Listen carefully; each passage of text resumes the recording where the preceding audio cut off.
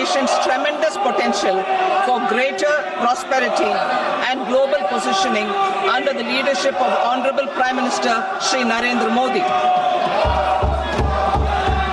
As we complete the first quarter of the 21st century, continuing geopolitical headwinds suggest lower global economic growth over the medium term. However, our aspiration for a Vikasit Bharat inspires us, and the transformative work we have done during our government's first 2 terms guides us to march forward resolutely. Our economy is the fastest growing among all major economies. Our development track record for the past 10 years and structural reforms have drawn global attention.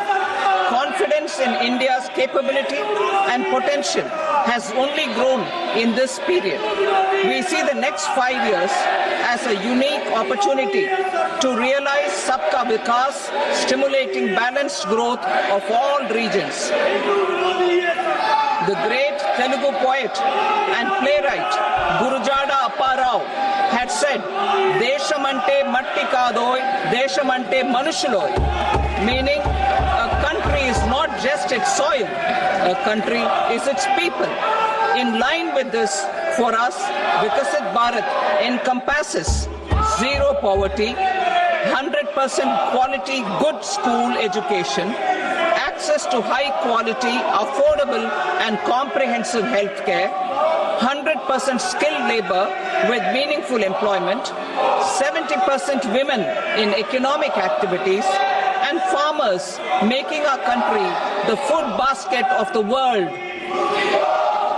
In this budget, the proposed development measures span 10 broad areas, focusing on Garib, youth, Annadata and Nari, spurring agricultural growth and productivity, building rural prosperity and resilience, taking everyone together on an inclusive growth path, boosting manufacturing and furthering Make in India, supporting MSMEs, enabling employment-led development, investing in people, economy and innovation, securing energy supplies, promoting exports and nurturing innovation.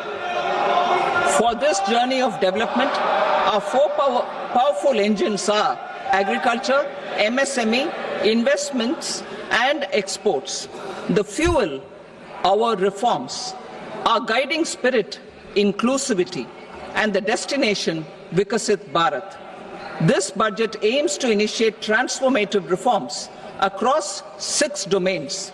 During the first 5 years, these will augment our growth potential and global competitiveness. The domains are taxation, power sector, urban development, mining, financial sector, and regulatory reforms. Agriculture as the first engine. Now I move to specific proposals, beginning with agriculture as the first engine.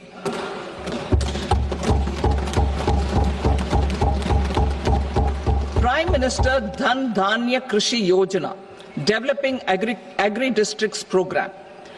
Motivated by the success of the aspirational district program, our government will undertake a Prime Minister Dhan Dhanya Krishi Yojana in partnership with states. Through the convergence of existing schemes and specialized measures, the program will cover 100 districts with low productivity, moderate crop intensity, and below average credit parameters. It aims to 1. Enhance agricultural productivity, 2. Adopt crop diversification and sustainable agricultural practices, 3. Augment post-harvest storage at the panchayat and block level, 4. Improve irrigation facilities, and 5. Facilitate availability of long-term and short-term credit. This program is likely to help 1.7 crore farmers.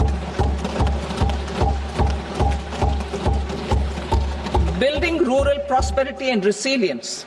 A comprehensive multi-sectoral rural prosperity and resilience program will be launched in partnership with the states. This will address underemployment in agriculture through skilling, investment, technology, and invigorating the rural economy. The goal is to generate ample opportunities in rural areas so that migration is an option but not a necessity. The program will focus on rural women, young farmers, rural youth, marginal and small farmers, and landless families. The details are in Annexure A. Domestic best practices will be incorporated, and appropriate technical and financial assistance will be sought from multilateral development banks. In Phase 1, 100 developing agri-districts will be covered. Atmanirbharta in pulses. Our government is implementing the National Mission for Edible Oil Seed for achieving Atmanirbharta in edible oils. Our farmers have the capability to grow enough for our needs and more. 10 years ago, we made concerted efforts and succeeded in achieving near self-sufficiency in pulses.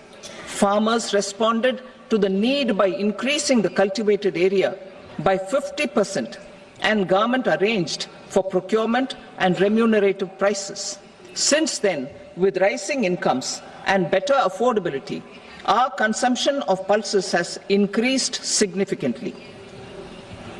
Our government will now launch a 6-year mission for Atmanirbharta in pulses with a special focus on Tuar, Urad and Masoor. Details are in Annexure B. Central agencies such as NAFED and NCCF will be ready to procure these 3 pulses as much as offered during the next 4 years from farmers who register with these agencies and enter into agreements. Comprehensive program for vegetables and fruits. It is encouraging that our people are increasingly becoming aware of their nutritional needs.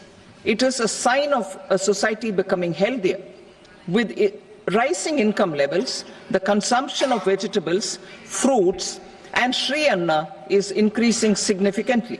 A comprehensive program to promote production, efficient supplies, processing, and remunerative prices for farmers will be launched in partnership with the states.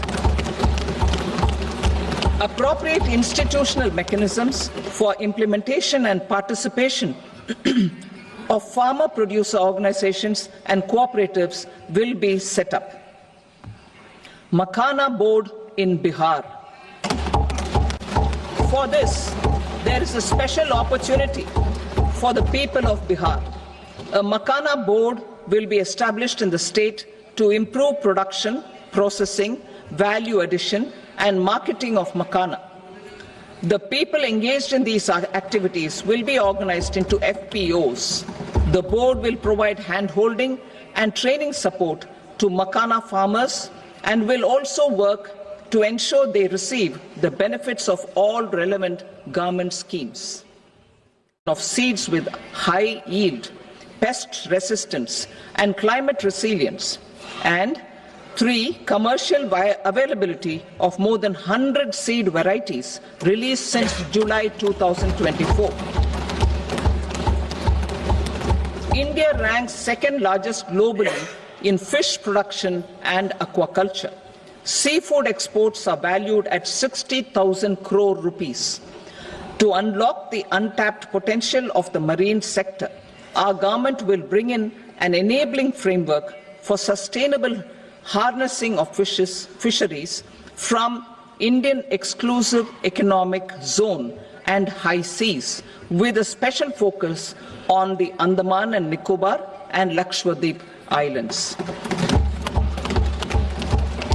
For the benefit of lakhs of cotton growing farmers, I am pleased to announce a mission for cotton productivity.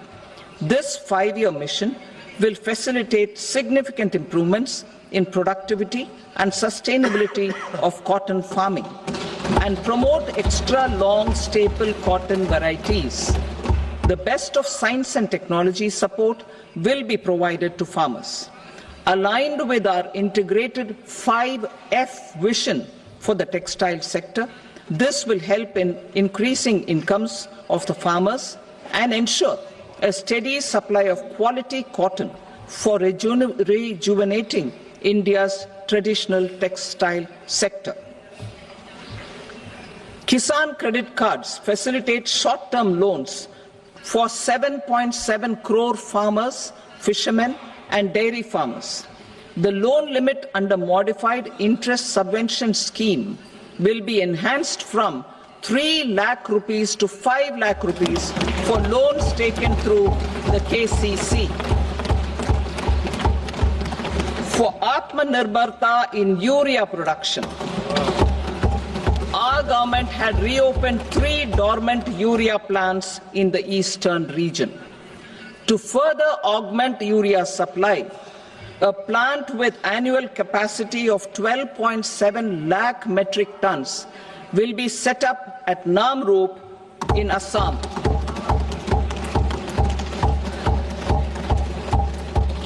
India Post, with 1.5 lakh rural post offices, complemented by the India Post Payment Bank and a vast network of 2.4 lakh Dak Sevaks, will be repositioned to act as a catalyst for the rural economy. Details are at Annexure C. India Post will also be transformed as a large public logistics organization. This will meet the rising needs of Vishwakarmas, new entrepreneurs, women, self-help groups, MSMEs, and the large business organizations. Our government will provide support to NCDC for its lending operations for the cooperative sector. MSMEs as the second engine. Now I move to MSMEs as the second engine, which encompasses manufacturing and services with a focus on MSMEs numbering 5.7 crores. Currently, over 1 crore registered MSMEs, employing 7.5 crore people and generating 36% of our manufacturing, have come together to position India as a global manufacturing hub. With their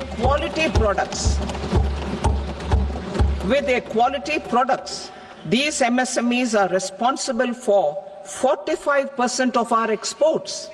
To help them achieve higher efficiencies of scale, technological upgradation, and better access to capital, the investment and turnover limits for classification of all MSMEs will be enhanced to 2.5 and 2 times respectively. This will give them the confidence to grow and generate employment for our youth. The details are given in Annexure D. To improve access to credit, the credit guarantee cover will be enhanced. First, for micro and small enterprises from 5 crore to 10 crore rupees, leading to additional credit of 1.5 lakh crores in the next 5 years. Second, for startups from 10 crore rupees to 20 crore rupees, with the guarantee fee being moderated to 1% for loans in 27 focus sectors which are important for Atmanirbhar Bharat. And for well-run exporter MSMEs, for term loans up to 20 crore rupees. Also for the micro enterprises, we will introduce customized credit cards with a 5 lakh rupee limit for micro enterprises registered on Udyam portal. In the first year, 10 lakh such cards will be issued. Fund of funds for startups. The Alternate Investment Fund, AIFs, for startups have received commitments of more than 91,000 crores rupees. These are supported by the fund of funds set up with the Government of India's contribution of 10,000 crore rupees. Now, a new fund of funds with expanded scope and a fresh contribution of another 10,000 crore rupees will be set up. A new scheme will be launched for 5 lakh women, scheduled castes and scheduled tribes, first-time entrepreneurs. This will provide term loans up to 2 crore rupees during the next 5 years. The scheme will incorporate lessons from the successful Stand Up India scheme. Online capacity building for entrepreneurship and managerial skills will also be organized. Measures for labor-intensive sectors. To promote employment and entrepreneurship opportunities in labor-intensive sectors, our government will undertake specific policy and facilitation measures. To enhance the productivity, quality and competitiveness of India's footwear and leather sector, a focused product scheme will be implemented. The scheme will support design capacity, component manufacturing and machinery required for production of non-leather quality footwear, besides the support for leather footwear and products. The scheme is expected to facilitate employment for 22 lakh persons, generate over 4 lakh crore rupees and exports of over 1.1 lakh crore rupees. Measures for the toys sector. Building on the National Action Plan for Toys, we will implement a scheme to make India a global hub for toys.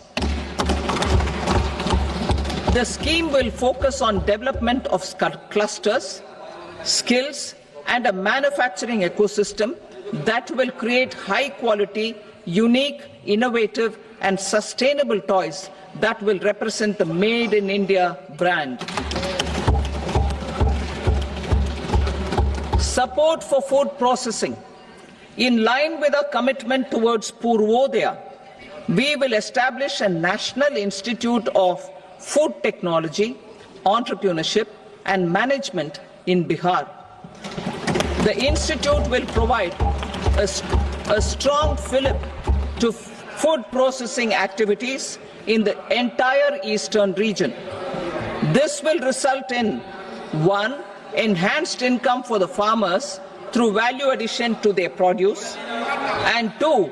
Skilling entrepreneurship and employment opportunities for the youth.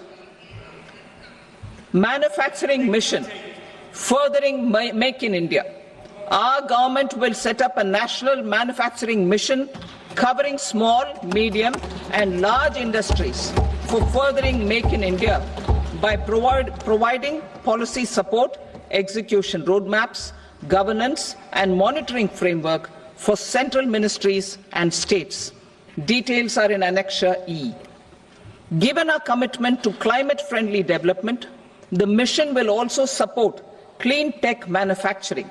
This will aim to improve domestic value addition and build our ecosystem for solar PV cells, EV batteries, motors and controllers, electrolyzers, wind turbines, very high voltage transmission equipment and grid-scale batteries.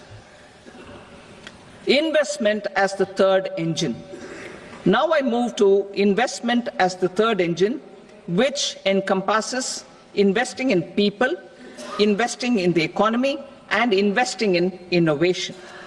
Investing in people. Saksham Anganwadi and Poshan 2.0.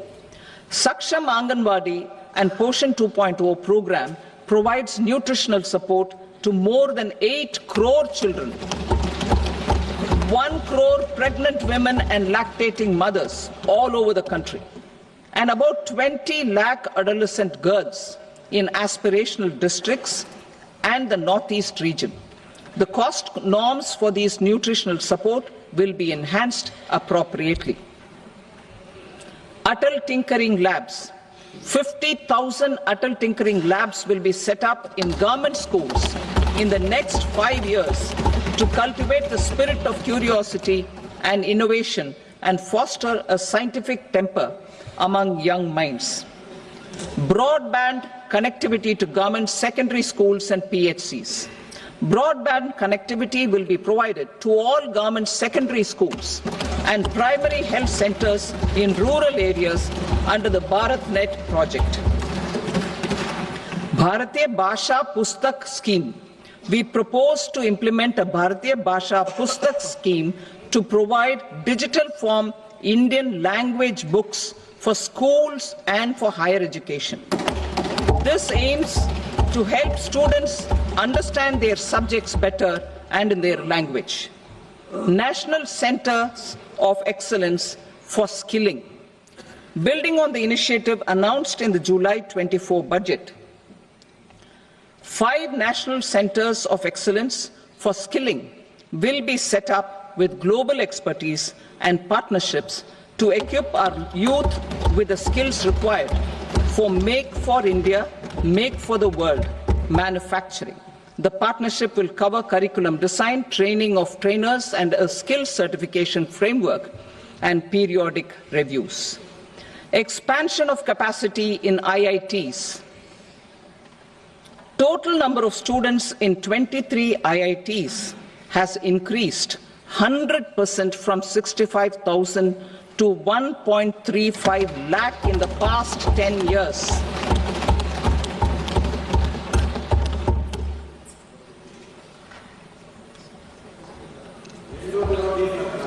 Additional infrastructure will be created in the 5 IITs started after 2014 to facilitate education for 6,500 more students. Hostel and other infrastructure capacity at IIT Patna will also be expanded.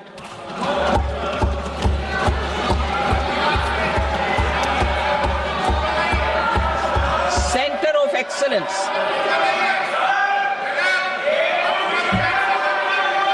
Center of Excellence in AI for Education. I had announced 3 centers of excellence in artificial intelligence for agriculture, health, and sustainable cities in 2023. Now a center of excellence in artificial intelligence for education will be set up with a total outlay of 500 crores. Expansion of medical education. Our government has added almost 1.1 lakh undergraduate and postgraduate medical education seats in 10 years, an increase of 130%. In the next year, 10,000 additional seats will be added in medical colleges and hospitals towards the goal of adding 75,000 seats in the next 5 years. Daycare cancer centers in all district hospitals. Our government will facilitate setting up of daycare cancer centers in all district hospitals in the next 3 years. 200 centers will be established in 25-26 itself. Strengthening urban livelihoods. Our government has been giving priority to assisting urban poor and vulnerable groups. A scheme for socio-economic upliftment of urban workers will be implemented to help them improve their incomes, have sustainable livelihoods, and a better quality of life. PM Swanidhi scheme has benefited more than 68 lakh street vendors, giving them respite from high-interest informal sector loans. Building on this success, the scheme will be revamped with enhanced loans from banks, UPI-linked credit cards with 30,000 rupees limit, and capacity building support. Social Security Scheme for welfare of online platform workers. Gig workers of online platforms provide great dynamism to the new age services economy. Recognizing their contribution, our government will arrange for their identity cards and registration on the e-Shram portal. They will be provided health care under PM Jan Arogya Yojana. This measure is likely to assist nearly 1 crore gig workers.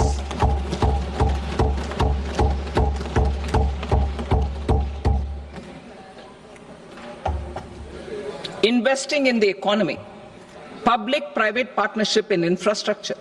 Each infrastructure-related ministry will come up with a 3-year pipeline of projects that can be implemented in PPP mode. States will also be encouraged to do so and can seek support from the India Infrastructure Project Development Fund, which is a scheme to prepare PPP proposals. Support to states for infrastructure. An outlay of 1.5 lakh crore is proposed for the 50-year interest-free loans to states for capital expenditure and incentives for reforms. Building on the success of the first asset monetization plan announced in 2021, the second plan for 2025 to 30 will be launched to plough back capital of 10 lakh crore in new projects. Regulatory and fiscal measures will be fine-tuned to support the plan. Jal Jeevan Mission. Since 2019, 15 crore households representing 80% of India's rural population have been provided access to portable tap water connections. To achieve 100% coverage, I am pleased to announce the extension of this mission until 2028 with an enhanced total outlay. The mission's focus will be on the quality of infrastructure and O&M of rural piped water supply schemes through Jan Bhagidari. A separate MOU or separate MOUs will be signed with the states and union territories to ensure sustainability and citizen-centric water services delivery. Urban sector reforms. Building on the July budget proposals, urban sector reforms related to governance, municipal services, urban land and planning will be incentivized. Urban Challenge Fund. The government will set up an urban challenge fund of 1 lakh crore rupees to implement the proposals for cities as growth hubs, creative redevelopment of cities, and for water and sanitation purposes announced in the July budget. This fund will finance up to 25% of the cost of bankable projects, with a stipulation that at least 50% of the cost is funded from bonds, bank loans and PPPs. An allocation of 10,000 crore is proposed in 2025-26. Power sector reforms. We will incentivize electricity distribution reforms and augmentation of intra-state transmission capacity by states. This will improve financial health and capacity of electricity companies. Additional borrowing of 0.5% of GSDP will be allowed to states contingent on these reforms. Nuclear energy mission for Vikasit Bharat. Development of at least 100 gigawatt of nuclear energy by 2047 is essential for our energy transition efforts. For an active partnership with the private sector towards this goal, amendments to the Atomic Energy Act and the Civil Liability for Nuclear Damage Act will be taken up. A nuclear energy mission for research and development of small modular reactors with an outlay of 20,000 crore will be set up. At least 5 indigenously developed small modular reactors will be operationalized by 2033. Shipbuilding. The shipbuilding financial assistance policy will be revamped to address cost disadvantages.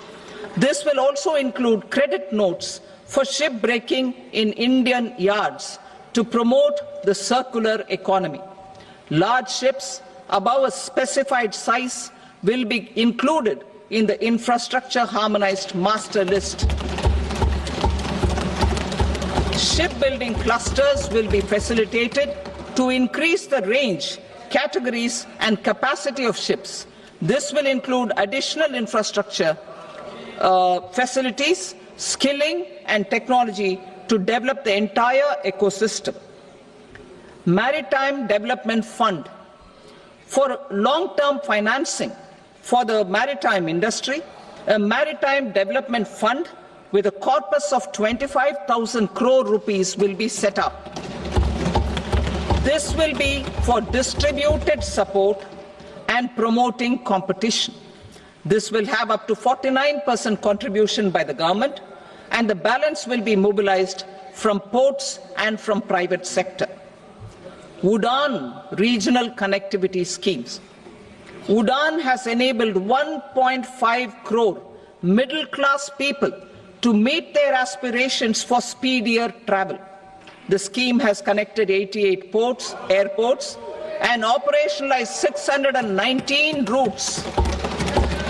Inspired by that success, a modified UDAN scheme will be launched to enhance regional connectivity to 120 new destinations and carry 4 crore passengers in the next 10 years. 4 crore additional passengers in the next 10 years. The scheme will also support helipads and smaller airports in hilly, aspirational and northeast regional districts.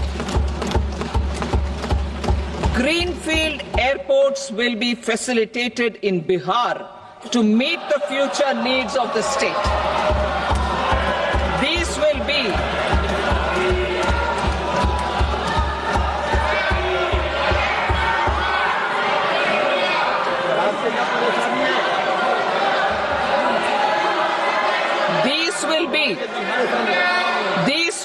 in addition to the expansion of the capacity of Patna Airport and a brownfield airport in Beta.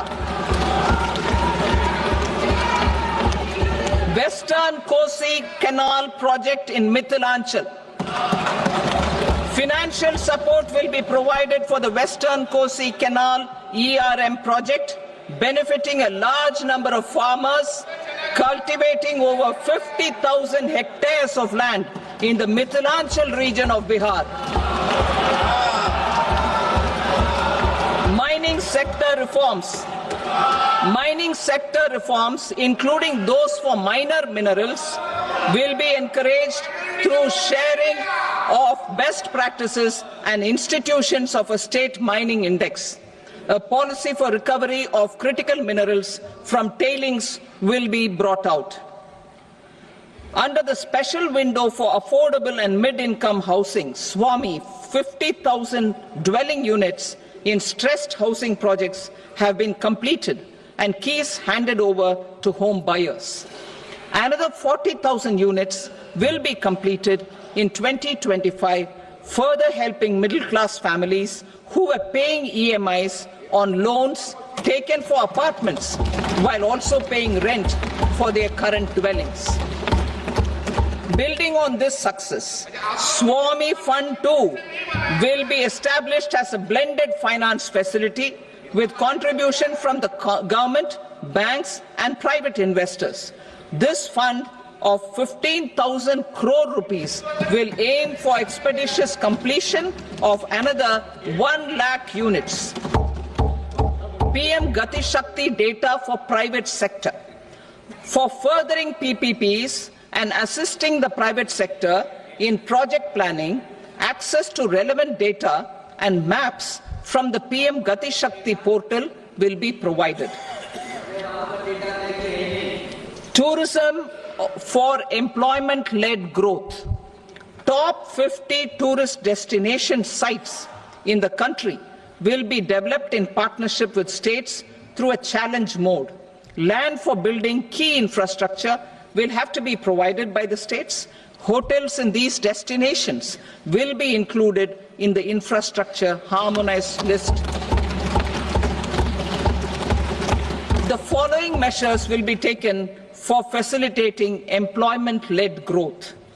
Organizing intensive skill development programs for our youth, including in institutes of hospitality management, providing mudra loans for homestays, improving ease of travel and connectivity to tourist destinations, providing performance-linked incentives to states for effective destination management, including tourist amenities, cleanliness, and marketing efforts, and introducing streamlined e-visa facilities along with visa fee waivers for certain tourist groups. Continuing with the emphasis on places of spiritual and religious significance, in the July budget, there will be a special focus on destinations related to the life and times of Lord Buddha. Medical tourism and heal in India. Medical tourism and heal in India will be promoted in partnership with the private sector, along with capacity building and easier visa norms. Investing in innovation. To implement private sector-driven research, development and innovation initiatives announced in the July budget, I am now allocating 20,000 crore rupees for this purpose. A deep tech fund of funds will also be explored to catalyze the next generation startups as a part of this initiative. In the next 5 years, under the PM Research Fellowship Scheme, we will provide 10,000 fellowships for technological research in IITs and IISc with enhanced financial support. The second gene bank with 10 lakh germplasm lines will be set up for future food and nutritional security. This will provide conservation support to both public and private sectors for genetic resources. We will start a national geospatial mission to develop foundational geospatial infrastructure and data.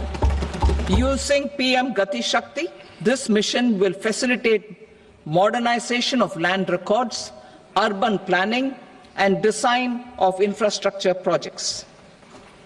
A Gyan Bharatam mission for survey, documentation, and conservation of our manuscript heritage with academic institutions, museums, libraries, and private collectors will be undertaken to cover more than 1 crore manuscripts.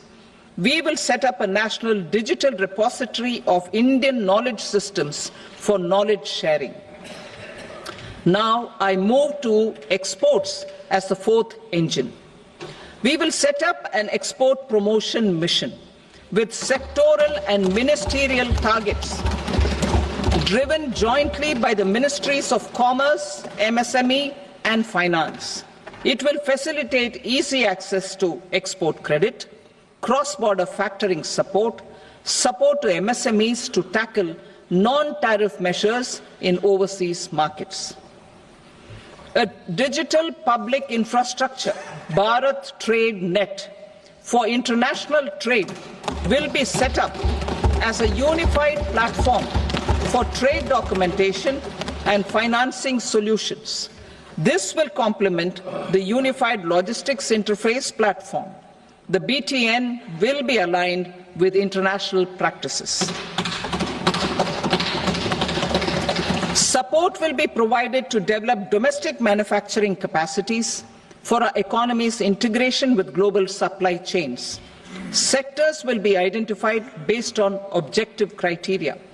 Facilitation groups with participation of senior officers and industry representatives will be formed for select products and supply chains.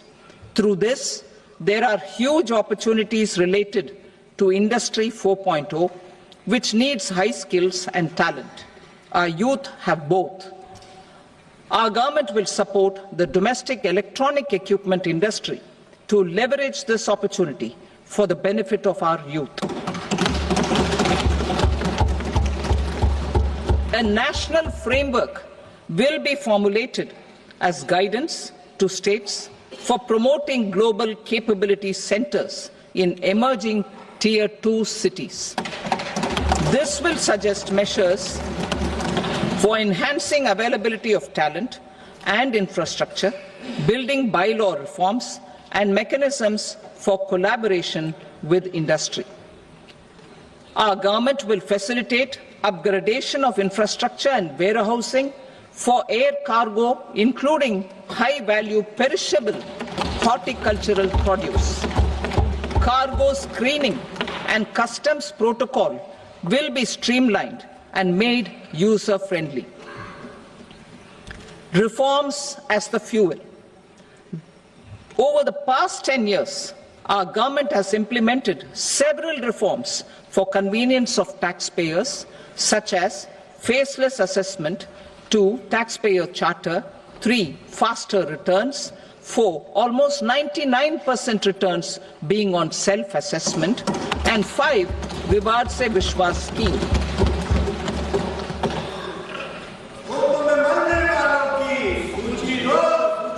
Continuing these efforts, I reaffirm the commitment of the Tax Department to trust first, scrutinize later. I also propose to introduce the new income tax bill next week. I will detail the indirect tax reforms and changes in direct taxes in Part B. Financial sector reforms. The FDI limit for the insurance sector will be raised from 74 to 100%. This enhanced limit will be available for those companies which invest the entire premium in India. The current guardrails and conditionalities associated with foreign investment will be reviewed and simplified.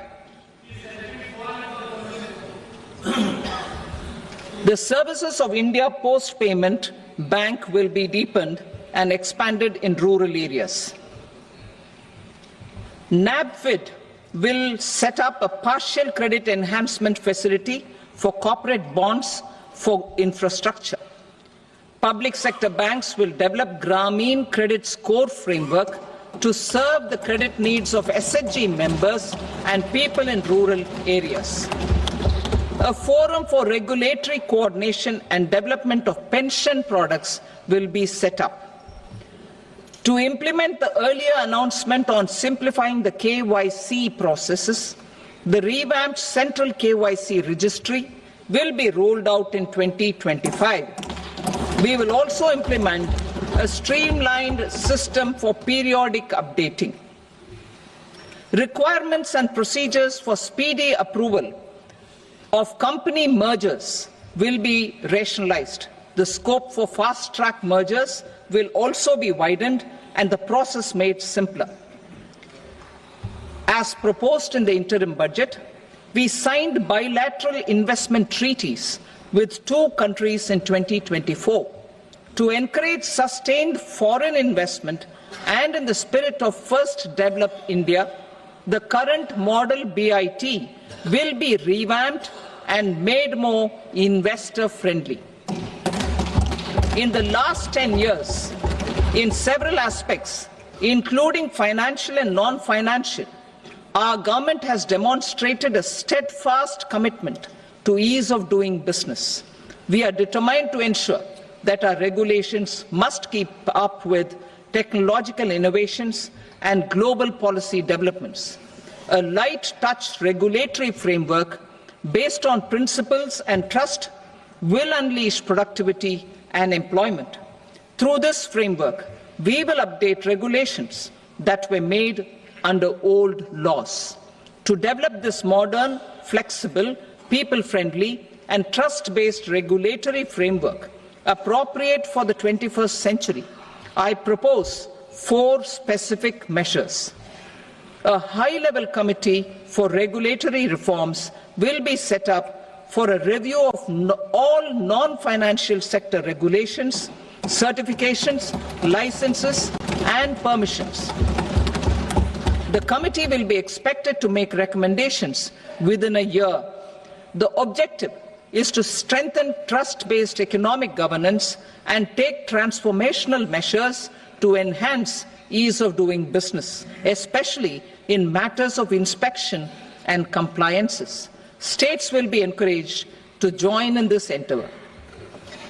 An investment friendliness index of states will be launched in 2025 to further the spirit of competitive, cooperative federalism.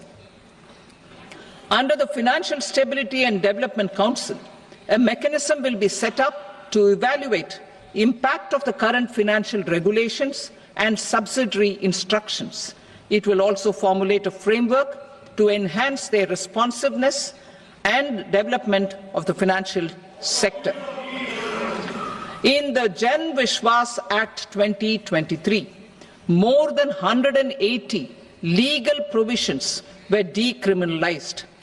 Our government will now bring up the Jan Vishwas Bill 2.0 to decriminalize more than 100 provisions in various laws.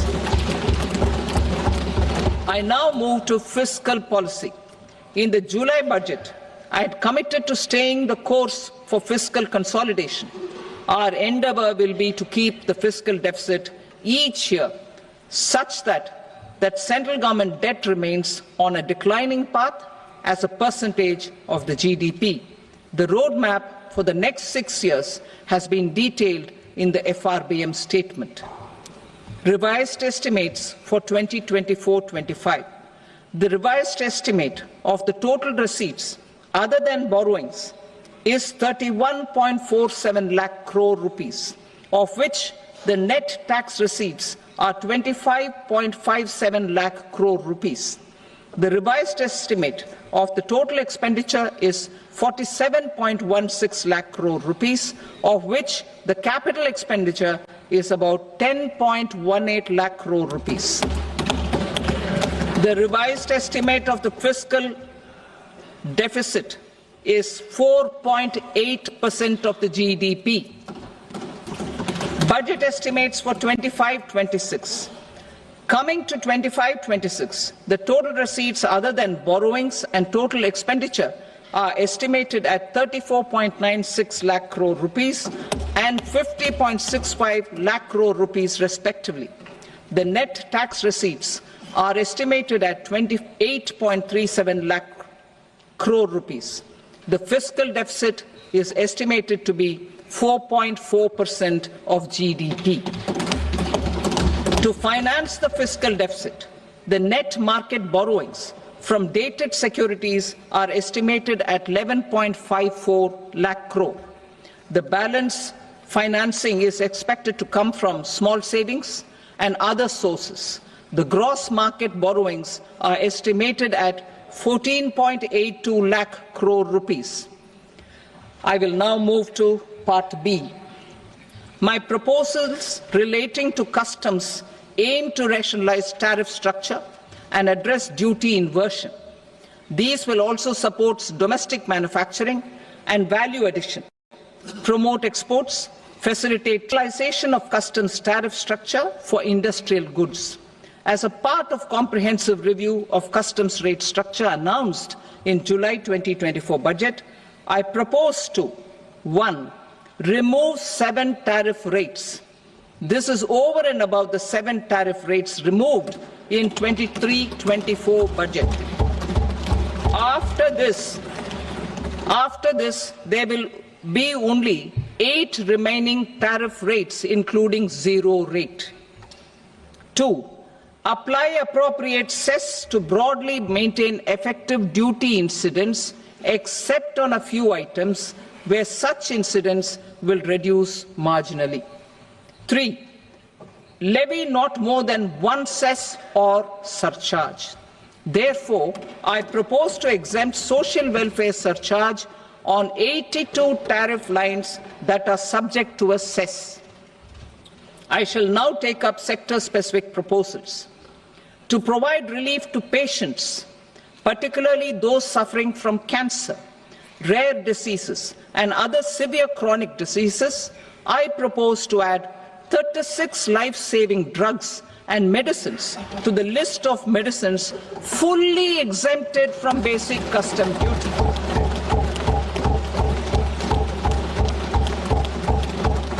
I also propose to add 6 life-saving medicines to the list attracting concessional custom duty of 5%. Full exemption and concessional duty will also respectively apply on the bulk drugs for manufacture of the above.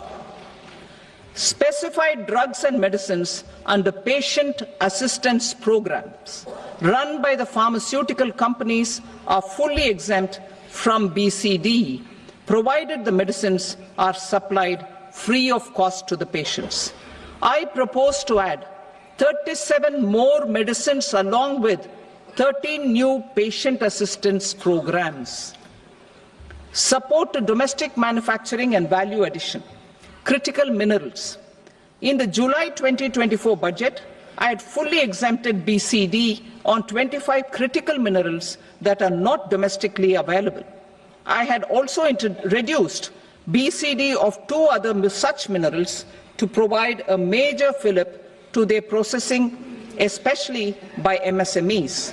Now, I propose to fully exempt cobalt powder and waste, the scrap of lithium-ion battery, lead, zinc, and 12 more critical minerals. This will help secure the availability for manufacturing in India and promote more jobs for our youth. To promote domestic production of technical textile products such as agro-textiles, medical textiles, and geotextiles at competitive prices, I propose to add 2 more types of shuttle-less looms to the list of fully exempted textile machinery. I also propose to revise the BCD rate on knitted fabrics covered by 9 tariff lines from 10 or 20 to 20% or 115 rupees per kg, whichever is higher. Electronic goods. In line with our Make in India policy and to rectify inverted duty structure, I propose to increase the BCD on interactive flat panel display from 10% to 20% and reduce the BCD to 5% on open cell and other components. In 23-24 budget, for the manufacture of open cells of LCD, LED TVs, I had reduced the BCD on parts of open cells from 5% to 2.5%. To further boost the manufacture of such open cells, the BCD on these parts will now stand exempted. Lithium-ion battery. To the list of exempted capital goods, I propose to add 35 additional capital goods for EV battery manufacturing and 28 additional capital goods for mobile phone battery manufacturing. This will boost domestic manufacture of lithium-ion batteries, both for mobile phones and for electric vehicles. Shipping sector. Considering that shipbuilding has a long gestation period, I propose to continue the exemption of BCD on raw materials, components, consumables, or parts for the manufacture of ships for another 10 years.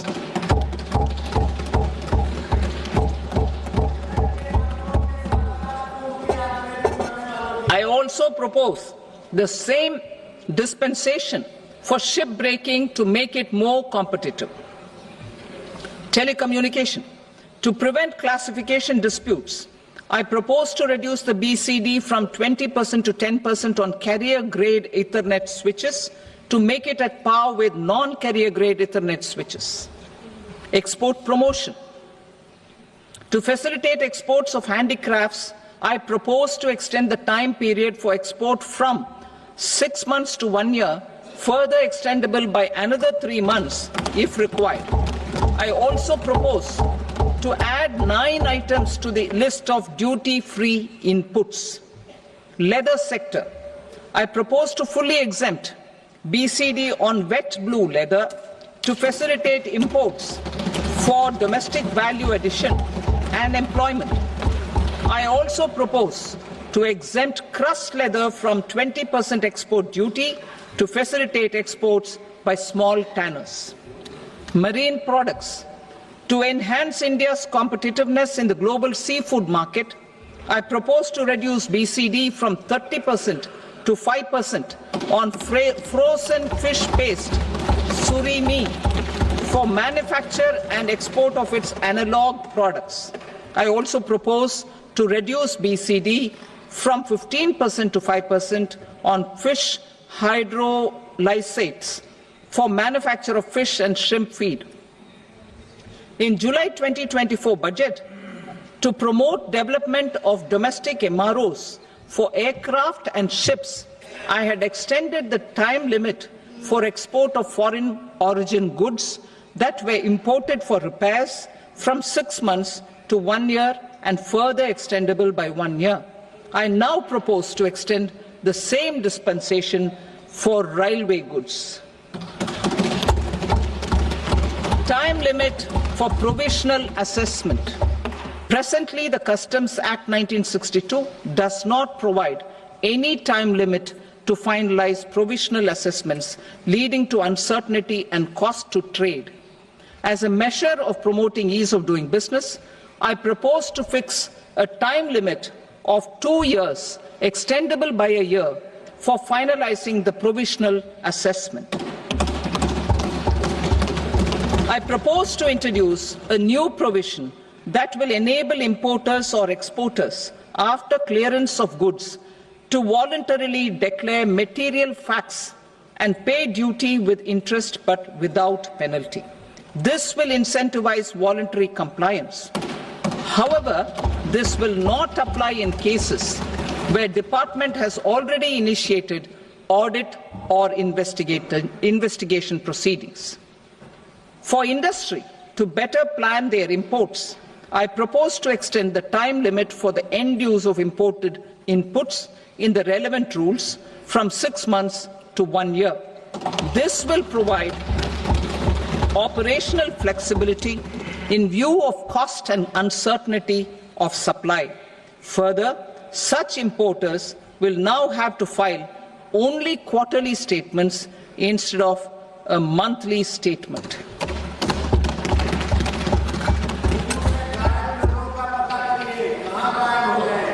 Direct tax proposals. In Part A, I have briefly underlined taxation reforms as one of key reforms to realize our vision of Vikasit Bharat. In respect of criminal law, our government had earlier ushered in Bharatiya Nyaya Sanhita, replacing Bharatiya Danda Sanhita. I am happy to inform this august House and the country that for new income tax bill will carry forward the same spirit of Nyaya in its drafting as well. The new bill will be clear and direct in text, with close to half of the present law in terms of both chapters and words. It will be simple to understand for taxpayers and tax administrators, leading to tax certainty and reduced litigation. Reforms, however, are not a destination. They are means to achieve good governance for our people and economy. Providing good governance primarily involves being responsive. The Tirukural captures this in verse 542, which reads, "Vaanokki vaazhum ulagallam, mannavan kol nokki vaazhum kudi," meaning, just as the living beings live expecting rains, citizens live expecting good governance. Our government is committed to keeping an ear to the ground and a finger on the pulse and responding while balancing our national building efforts.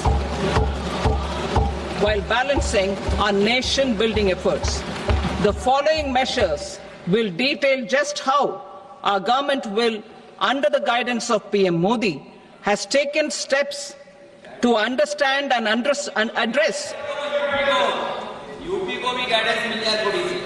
I repeat that sentence, sir.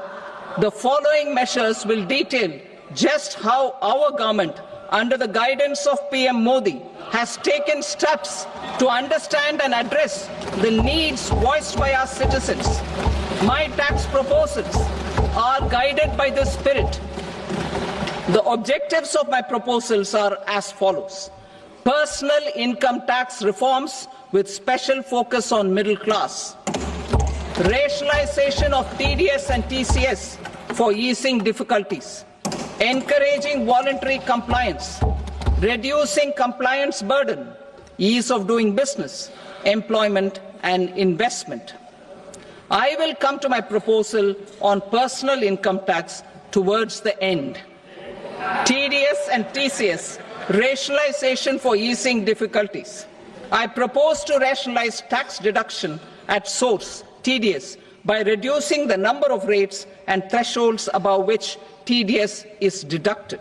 Further, threshold amounts for tax deduction will be increased for better clarity and uniformity. The limit for tax deduction on interest for senior citizens is being doubled from the present 50,000 rupees to 1 lakh rupees. Similarly, the annual limit of 2.40 lakh rupees for TDS on rent is being increased to 6 lakh rupees. This will reduce the number of transactions liable to TDS, thus benefiting small taxpayers receiving small payments. The threshold to collect tax at source, the TCS, on remittances under RBI's liberalized remittance scheme, the LRS, is proposed to be increased from 7 lakh to 10 lakhs. I also propose to remove TCS on remittances for education purposes, where such remittances is out of a loan taken from a specified financial institution. Both TDS and TCS are being applied on any transaction related to sale of goods. To prevent such compliance difficulties, I propose to omit the TCS. I also propose that the provisions of the higher TDS deduction will now apply only in non-PAN cases. In July 2024, the delay for payment of TDS up to the due date of filing statement was decriminalized. I propose to provide the same relaxation to TCS provisions as well. The government under the leadership of Prime Minister Modi believes in Sabka Saath, Sabka Vikas, Sabka Vishwas and Sabka Prayas. In line with this, we brought in updated return facility in 2022 for voluntary compliance by taxpayers who had omitted to report their correct income. Our trust in taxpayers was proved right. Nearly 90 lakh taxpayers voluntarily updated their incomes by paying additional tax. Taking this trust further, I now propose to extend the time limit to file updated returns for any assessment year from the current limit of 2 years to 4 years. I propose to reduce the compliance burden for small charitable trusts and institutions by increasing their period of registration from 5 years to 10 years. It is also proposed that disproportionate consequences do not arise for minor defaults such as incomplete applications filed by charitable entities. Presently, taxpayers can claim the annual value of self-occupied properties as nil only on the fulfillment of certain conditions. Considering the difficulties faced by taxpayers, it is proposed to allow the benefit of 2 such self-occupied properties without any condition. To streamline the process of transfer pricing and to provide an alternative to yearly examination, I propose to introduce a scheme for determining arm's length price of international transaction for a block period of 3 years. This will be in line with global best practices. With a view to reduce litigation and provide certainty in international taxation, the scope of safe harbor rules is being expanded. A number of senior and very senior